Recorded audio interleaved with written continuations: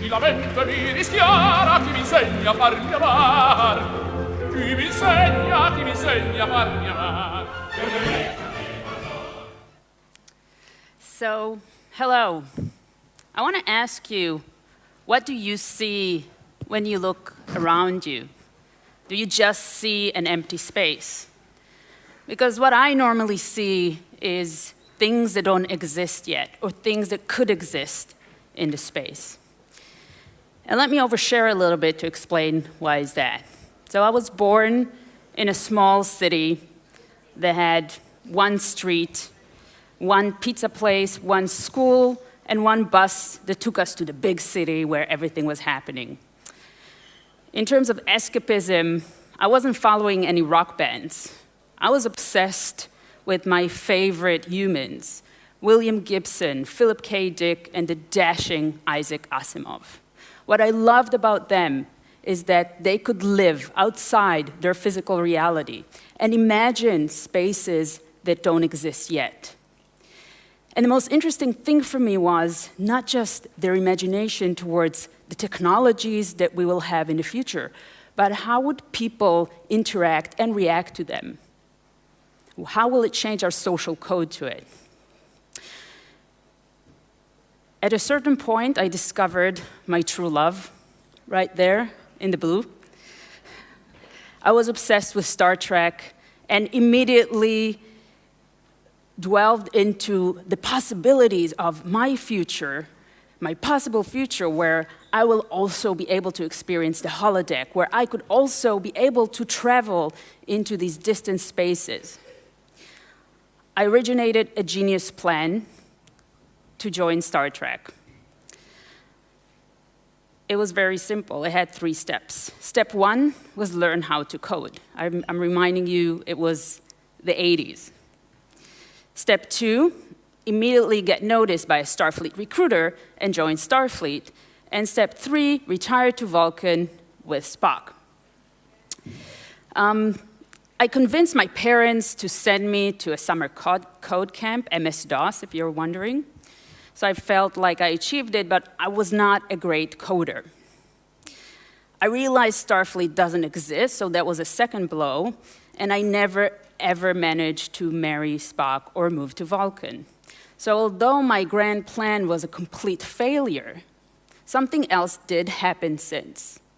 And that is that my dreams of the future technologies are becoming a reality as we speak today. We are living in an extraordinary era where a number of exponential technologies are coming together and materializing for mass usage.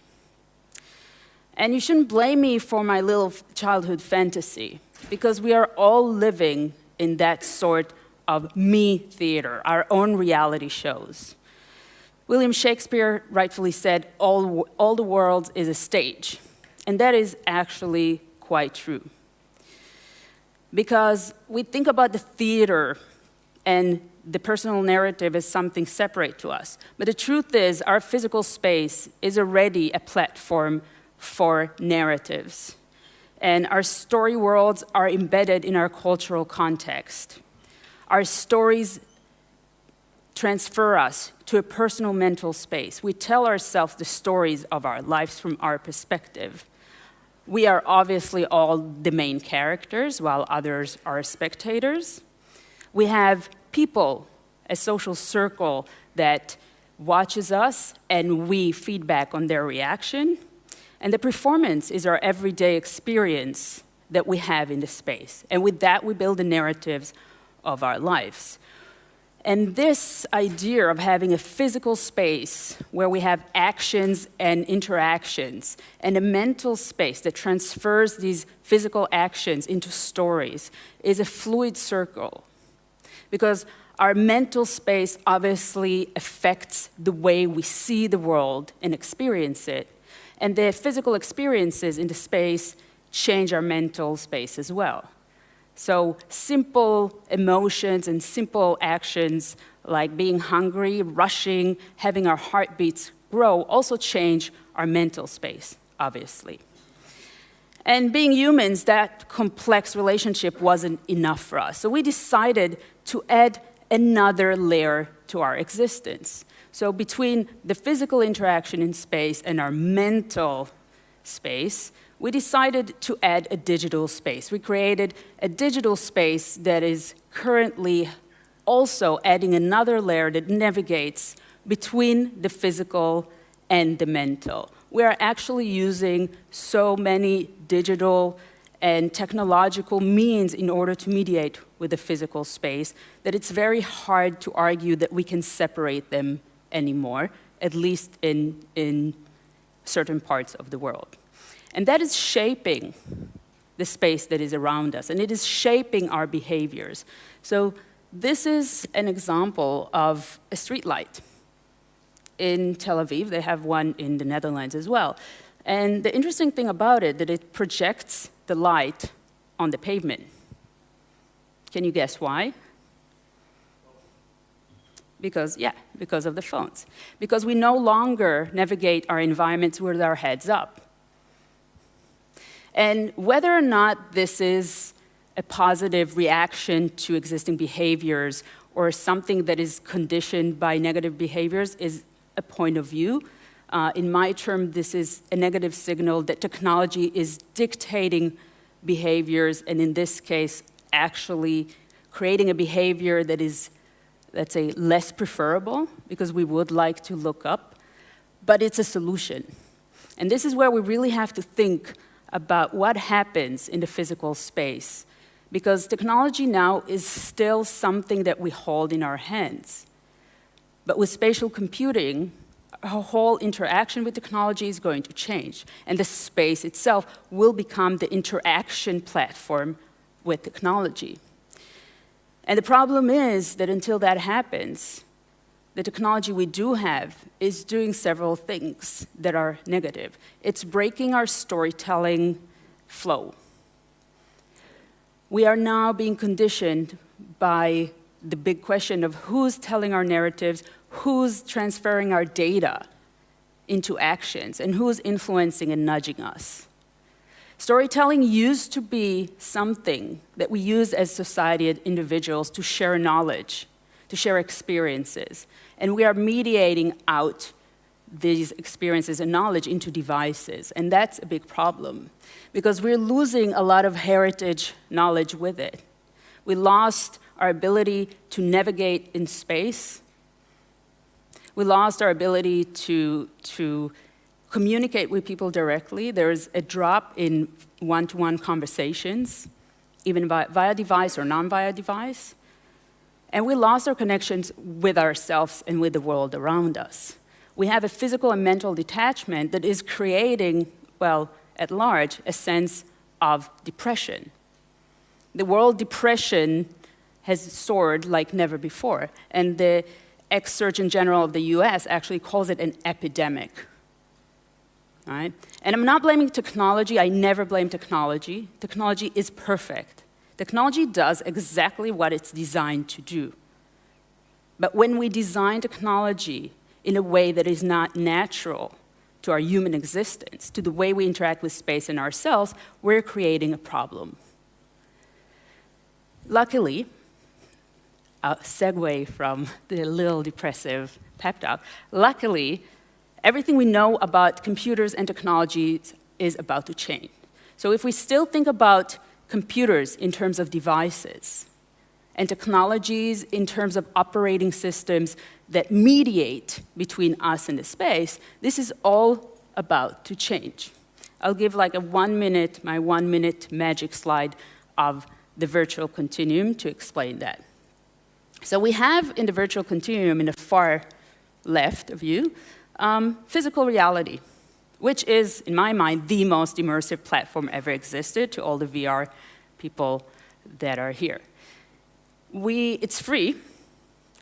We're already in it. We don't need to be transformed to it. And we already know how to interact with it. And it has a social platform built into it. On the other side, we have virtual reality, which means that we have digital content that we experience in a digital space. Right? It's kind of like the mirror of this world.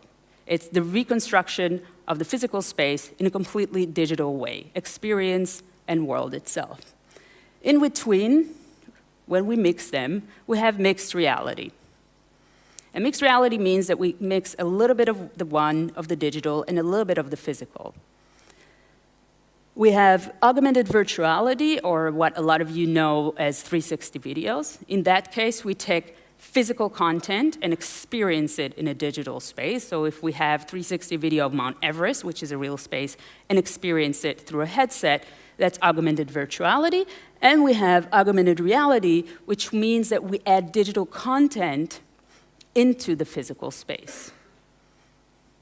And there's a reason why this is, for now at least, a linear segue between the very physical and the very virtual.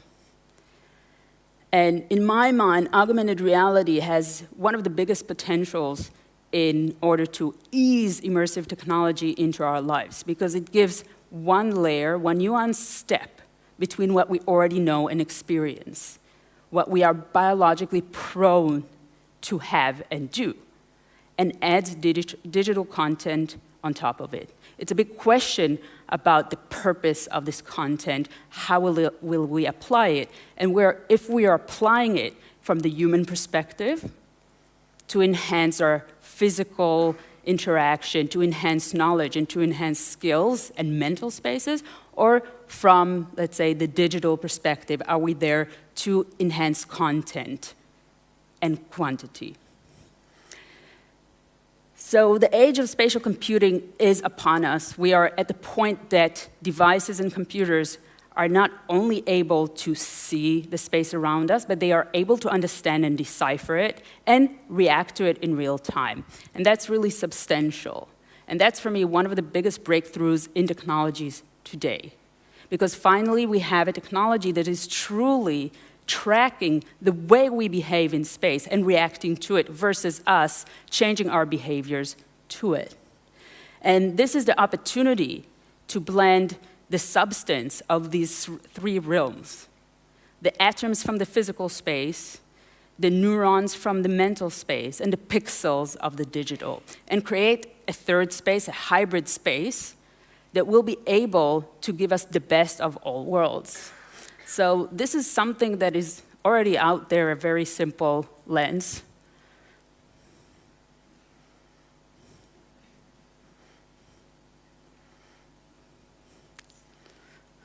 And for me, it's a wonderful example of how we use the familiar space around us and the cityscape in order to play with it and hypothesize and invigorate our imagination. And we have a large opportunity to really rediscover the physical space as an experiential platform. I have no intention of escaping this space. I love VR, I love going into it, but I also love going out of it, and I love living in this world. And I really find that this technology will be a really great pathway into us rediscovering the world, the tactile qualities, and the interactions we already have. So we will be able to actually mix heritage and future knowledge together and create new interactions that are built on existing rituals and behaviors versus trying to displace them. And the future of this space is quite amazing, because we are enabling the fact that we can have a third space everywhere. Now, Disneyland is one of my favorite examples of a third space. It's a physical third space, but once you walk into the Magic Kingdom, everything there interacts with you in the way that has fidelity to that magical world. And we will have the ability to summon digital experiences and narratives and interactions into every single place and every single space that we have, known and unknown. And this is, for me, the real magic of what happens in this intersection between the known and the familiar and the intangible and boundless. So we'll have a lot of questions regarding what would it mean? What would it mean in terms of aesthetics? Will we try to really take over spaces? Will we build on existing objects, and how are we going to work around it as technologists? Because the physical space does have physical limitations and boundaries that we need to think about. It is not enough to just say, I'll transform this space into a jungle. You have to ask yourself what happens in the physical space. What is the navigation? What is the temperature?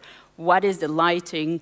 What is happening in the space already with other interactions and behaviors? And we'll have a completely new sense of reality because we can literally copy and paste physical objects. And we might not be able to touch them or have haptic sensation, developed haptic sensation yet. But seeing is believing is a very strong point of view because we do believe what we see primarily. And will ask us to have a new way to develop user interfaces because most of our user interfaces are built for a square screen. And we will have to rethink about what we mean by interfaces and how we apply them. We'll have to think about liquid interfaces that adapt to the world around us, perhaps being displaced and placed over different objects while the core function is the same. And thinking about interfaces in a three-dimensional way, motion and movement, versus a flat, click and drag action that we know because of the constraint of the physical screen. It will call for a lot more application of tangible user interfaces because all of a sudden, every stupid object around us could become smart if it has an interactive skin applied to it. So, digital designers and UI and UX developers will have to start touching things again and exploring physical objects in order to think about new digital interactions that are driven by the way we manipulate objects in 3D. We will have a high-touch tech that will have tactility again. So the brushed, clean surfaces might change into a more tactile, a more warm, and perhaps a texturized interface. And we will have a supersensory ability. Because we're not only talking about multisensory in the sense of being able to apply different senses at the same time, but we talk about heightening senses that we already have and thinking about the hierarchy between them, sometimes maybe isolating them and sometimes heightening or blending them in different ways.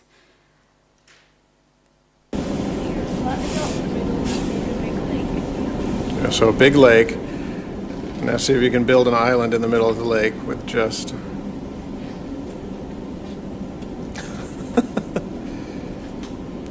with just volcanic ash falling in one.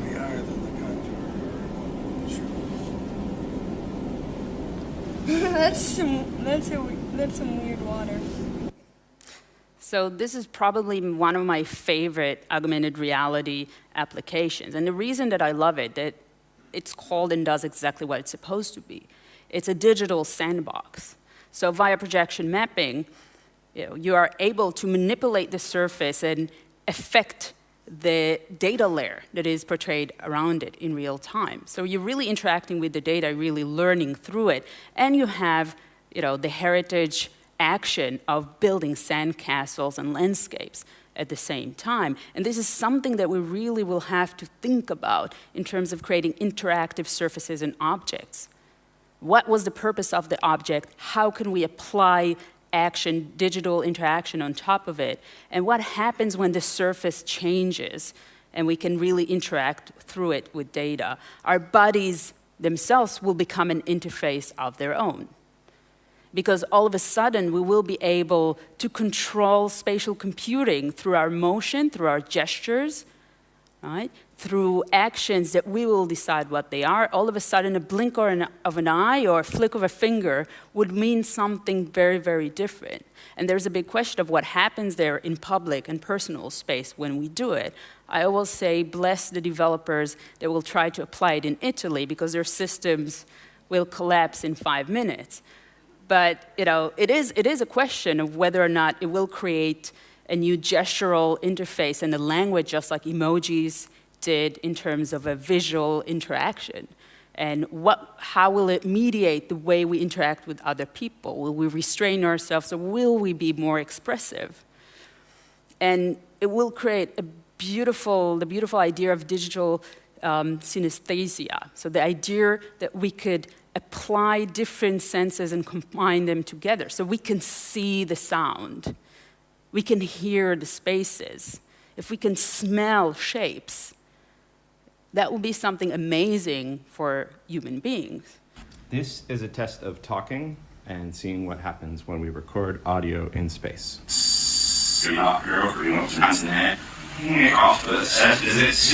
This is a test of talking and what happens when we record audio in space. Audio in space. When we record audio.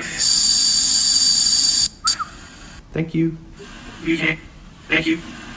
UK. Thank you.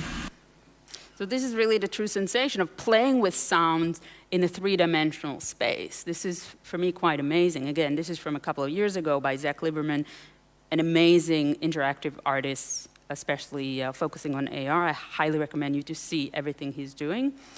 And this is, we're still talking about our direct interaction with space through immersive technology. We are also moving to a new phase of brain-computer interfaces. So controlling what happens in our environment through our mind without action is a second level. That's mental space into physical and digital space. And we have actually the BrainNet that now managed to put together brains to interact with each other directly. So yeah, it was three dudes playing Tetris together. It wasn't a big deal. But the fact that they could actually mind read each other with the help of technology is, again, quite astonishing. So the idea that we can translate our thoughts, our dreams, or our imagination into physical space by thought alone is also, in my mind, a new, almost evolutionary step for human beings. We'll have to really think in terms of developers about content that we're creating beyond the context of the interaction, because we will be creating new story worlds.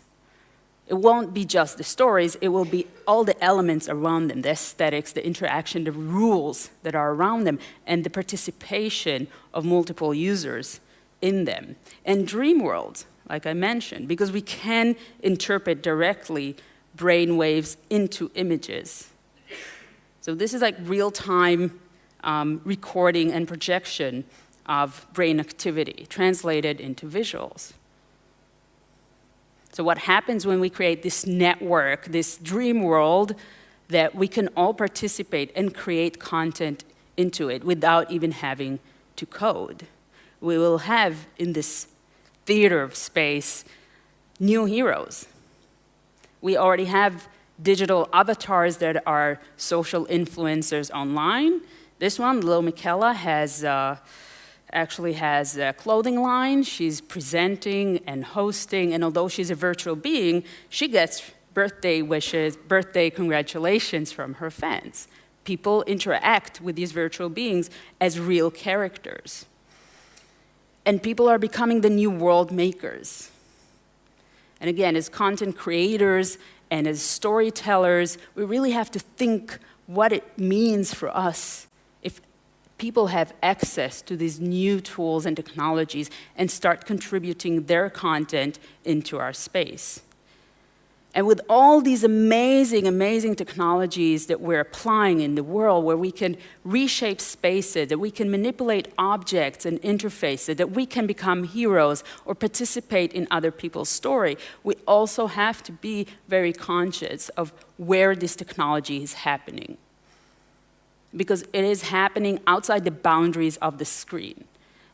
And a lot of people consider technology as something that happens elsewhere. I completely disagree, because we can see how technology, although it's not blended yet, is affecting our societies, our behaviors, our interactions with space already. And the biggest question is, what will happen once they will be present in our physical space? And even though they won't be tangible, we will perceive them and interact with them directly without any mediation. And we will lose the veil of distance that we have towards technology. So there is a lot of ethical responsibility and a lot of thinking that we have to apply as creators and developers of technology. because we are already living in inhabited space. The last thing we want to do is become these space invaders that just purge out digital content into physical space. There are issues of dependency that we are already facing with social media and online platforms that we'll have to ask ourselves of what happens when we start injecting content into somebody's physical reality, into the story of their lives. And the danger of creating a sensory overload, where people are maybe not able to opt out from a space that already has all these digital signals within it, and creating an even deeper disconnect and an even deeper sense of presence. And of course, this is not Black Mirror. This is happening next year in China. Their social currency experiment is becoming commonplace, where people are being scanned and quantified for their behavior in space. So if they cross the street and jaywalk, they actually lose points or having their image projected on screen. Their boss gets notified, and in some cases, they lose their travel privilege out of China. Because now we're at a point that we can spatially map people's behaviors in space, and we can quantify their behaviors. If we only had Instagram so far to edit and filter out our images of behaviors, now we'll have a live stream of our behaviors in space that could create, it's all fun and games when it happens to someone else, and I'm definitely not a supporter. But, the idea that we can manipulate the appearance of people, even for fun, is a question mark without their consent. Because I don't know if you realize, but none of you actually has the copyrights for your biometrics. So I can take over your appearance virtually if I like, as long as I don't pretend to be you. Right? And again, it's a fantastical opportunity, but it's also something that is very worrisome. And the idea of crowd control within an immersive space is a big issue. The idea of ownership of our space and of our bodies is a big issue. And we're already at a point that we have an identity crisis. There's a new phenomenon called Snapchat dysmorphia, where people actually go to plastic surgeons with their filtered Instagram image and ask to be adapted to that. So it's a question whether or not these technologies would liberate us or shift our mindsets towards new aesthetics. And will they create, indeed, a universe and a story world that we all share, or will it create a multiverse of separated experiences and an even more subjective perspective on life? We really have to think about these things, and I'm saying it not as an alarming point, because we're still at the point that we can make a difference and we can create great experiences. And we need to, first of all, be consensual and honest about the participation in these experiences. So I talk a lot to marketeers. I don't think there's a lot of marketeers here, but the idea is that we can apply these technologies. Doesn't mean we have to do it at every cost. We really have to think on whether or not the people in that space are willing to participate, and are they aware at every point of what is happening. And we need to respect, of course, the data that, and the behaviors that we try to nudge, and the data that we collect. We all need that in order to create big data systems and to create better experience. I totally agree. But people are not offline cookies. They are not there to be nudged by digital pathways. And we need to make sure that we actually use these technologies for what they're supposed to be. Technologies are meant to elevate the human experience, not overtake it.